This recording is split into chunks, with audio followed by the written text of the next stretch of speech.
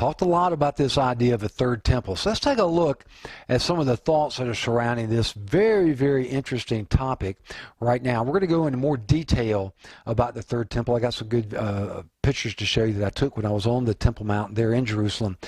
When we get to that, we'll do a deeper dive into it when we get to chapter 11. But let's take a look at it now, because we're talking about the abomination of desolation and what might that be, and the fact that it's going to be standing in the holy place. That seems to indicate a temple. That's what was referred to. You had the holy place and you had the most holy place. So there's some events unfolding in Israel right now concerning this effort to rebuild the temple on its original site, if they can figure out where that is. So the Temple Institute has been after this idea for quite a while. I met with the rabbi there, one of them, at the Temple Institute in 2010 when I was there, and had a really fascinating discussion with him. Now they think, they adhere, at least they did then, to the traditional view that the original temple is on what's known as the Temple Mount, where the Muslim Dome of the Rock stands to this day. It's a Muslim shrine. It's not a mosque. The Al-Aqsa Mosque is also there. It's nearby. But there's a beautiful Muslim shrine with a gold dome, and whenever you see news reporters in Jerusalem reporting on anything, typically they're standing on the Mount of Olives, and the camera angle goes back over their shoulder across the Kidron Valley to the old city of Jerusalem, and you see that dome, and it makes a very impressive backdrop. So it's often used for those video shots that are taken there in Jerusalem. So the Temple Institute, they've already fashioned the various implements. There's some speculation they may have either made an Ark of the Covenant, or they have the original Ark. That's speculative, we don't know, but they have built these implements according to the Levitical standard, and they have bred the red heifer. When I was first there, they had originally bred the red heifer in Texas, of all places. And the red heifer, there were some very specific requirements for the red heifer. Couldn't have a single white hair anywhere on it in order to be used for the sacrifice of atonement and or the sacrifice of purification. And they've been bred originally in Texas, but now they're breeding them in Israel. So now they've had homegrown red heifers that meet the standard for the sacrifice.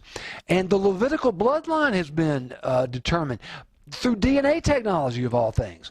So after the diaspora, when the Jews were scattered throughout the world, they lost their heritage to a degree, and they couldn't trace their bloodlines. And to be qualified as a priest in the temple, you had to be of the Levitical bloodline. Well, they didn't know who was who, but through DNA technology, of all things, they've been able to trace the Levitical bloodline. Now, when I was there in 2009, the rabbi told me at the Temple Institute that they had been training young men in the Levitical priesthood that were of the Levitical bloodline. They had identified through DNA technology, and that group of young men was about to hit their 13th birthday. And on their 13th birthday, they had their bar mitzvah, and that's when they would make a decision as to whether or not they continued in service to the temple or service for the priesthood. The temple's not there yet, but in preparation for that. And I didn't follow up to see what happened after their bar mitzvah, but that was quite a number of years ago now. So they've had several groups, I'm sure, that's gone through this training that have been identified specifically because of DNA technology. So we see a lot of things unfolding due to technology today. We talked briefly about the technology to broadcast the gospel to the entire world has not existed in ages past. So these young Levites are being trained, and but the location of the original site is in great dispute. And the Dome of the Rock, the traditional view is that's where it sits, but it's uncertain. And you say, well, why couldn't they figure out where the temple was, for crying out loud? Because that area has been under Muslim control for over 1,000 years, and they're trying to obliterate any claim that the Jews have to that land. Me and my buddy of mine were over there in 2009, and we were had the opportunity to look around and see where they were finding some various artifacts. And at that time, we found out later some of the Muslims that control the Jordanian Waqf controls the Temple Mount. They were doing some excavations, which we're not supposed to do, and dumping some of the debris over the side of the Temple Mount, going down the city of David, and it went down into a gully in the Kidron Valley. So they're finding all sorts of artifacts there as a result. But so it's understandable when you see that the Muslims have controlled it and tried to obliterate any record of the Jews having a right to Jerusalem and the Temple Mount. That's why it's under so much contention to this day politically.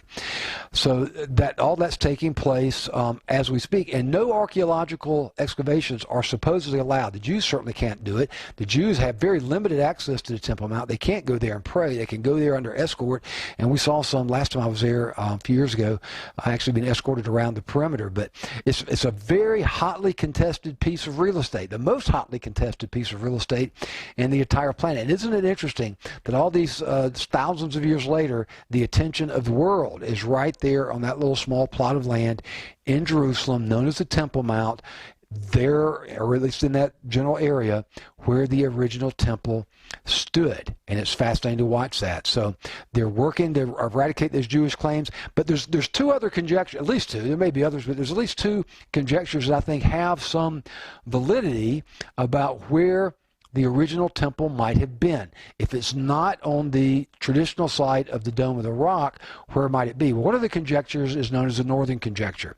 And that says that the original site is on the Temple Mount, what's known as the Temple Mount, but slightly north of the Dome of the Rock. It would be in a courtyard of the Dome of the Rock where there is a small shrine called the Dome of the Spirits, I believe, that's right there. And in other words, in order to build the temple on the traditional site, you got to do something with the Dome of the Rock, and that would create all kinds of problems. If I think if the Jews or anybody in the international community tried to destroy the Dome of the Rock, the rabbi that I spoke to at the Temple Institute, he believes that God's going to providentially destroy it, so they'll have the opportunity to build it there, but that remains to be seen. That's just speculation. But what if it was just slightly north? This is an open area, a large courtyard, with only this small little shrine there, almost like a little gazebo that's there called the Dome of the Spirits. If that turns out to be the place, could the temple be rebuilt without disturbing the Dome of the Rock? That has tremendous political implications. It also causes it, if this is true, to line up with the Eastern Gate. The Eastern Gate was the main gate. Now, Suleiman, I believe, is the one that bricked it up to keep the Messiah from coming into the Eastern Gate, because the Messiah was supposed to come into the Eastern Gate.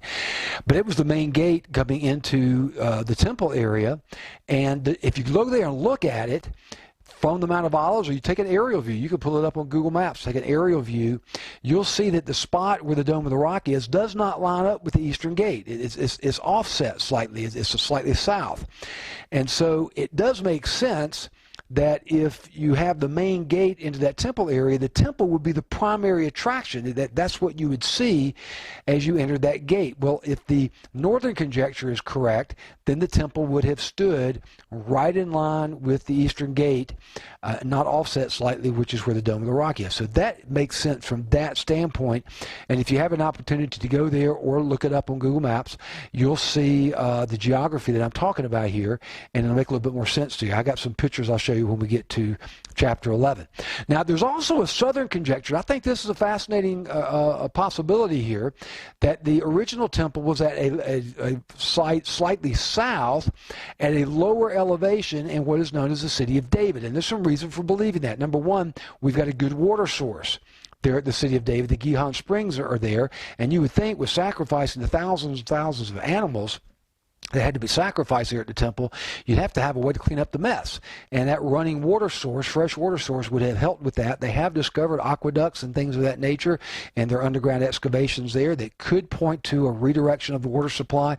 There is no water supply to speak of on the Temple Mount. So if they were doing sacrifices on the Temple Mount, they got to truck the water up there to this higher elevation, which I'm sure they could have done. I had to put their mind to it, but it sure would have been a lot easier if it was slightly south at the city of David. And it tends to line up with some other scripture too. For example, when Paul was being had that riot started at the temple, and Claudius Lysias, the commander of the Centurions, saw that it was all taking place, it says that he came down and rescued Paul. Well, if the temple was at a lower elevation, and Fort Antonia was up on what we'd call the Temple Mount, but maybe that was really Fort Antonia. That's kind of how this conjecture goes. He would have been looking down, saw all the commotion, and come down with his men to rescue Paul, take him under armed guard to Caesarea, which where Cornelius was at, by the way, the first of the Gentile converts. He was a centurion stationed there at Caesarea, so that's really an interesting little side note to that whole episode. But it kind of lines up with the thought about coming down from a higher elevation, looking down, seeing the commotion, and coming down to rescue Paul. That would tend to point to it. When I was there on my last trip to Israel, I spoke with our guide, and I asked him where he thought the temple was. He said he thought it was there in the city of David. He pointed to me where he thought it was. So I thought that was interesting. So that means the Temple Mount may have been the Fort Antonia. And that makes a lot of sense from another reason, too, because think about it. We know that Josephus, who was an eyewitness to the whole thing, said that they razed the city, they flattened the city, but left the towers of Fort Antonia. And that could be, perhaps, the stones that are still left on top of one another that were not part of the temple complex. They were part of Fort Antonia. And therefore, Jesus' prophecy of not one stone will be left upon another, applying to the temple and the temple buildings, would have been fulfilled when Jerusalem was razed in 70 A.D., but Fort Antonia was spared, and maybe this is speculated. They're conjectures. That's why they call it that. We don't know.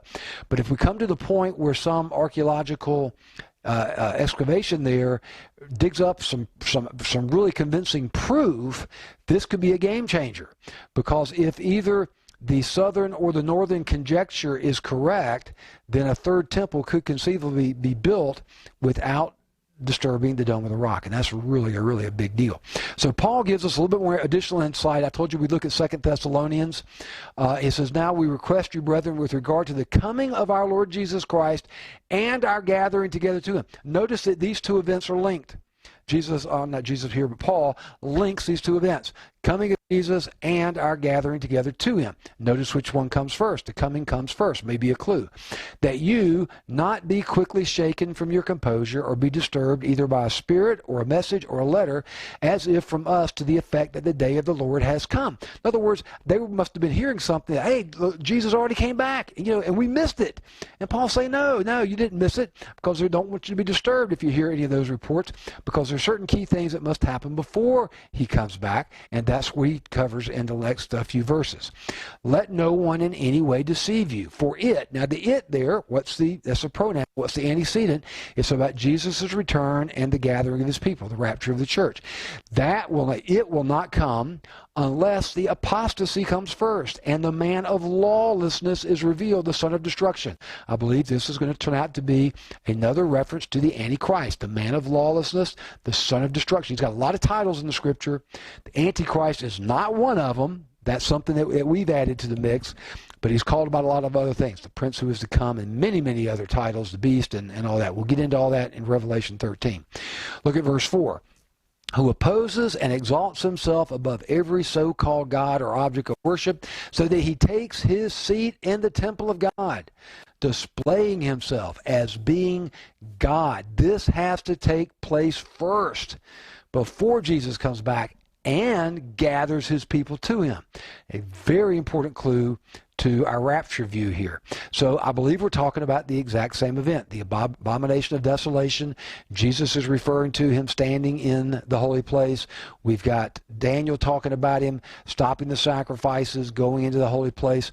And now we've got Paul talking about him going into the temple and displaying himself as being God. That sounds an awful lot like an abomination of desolation to me.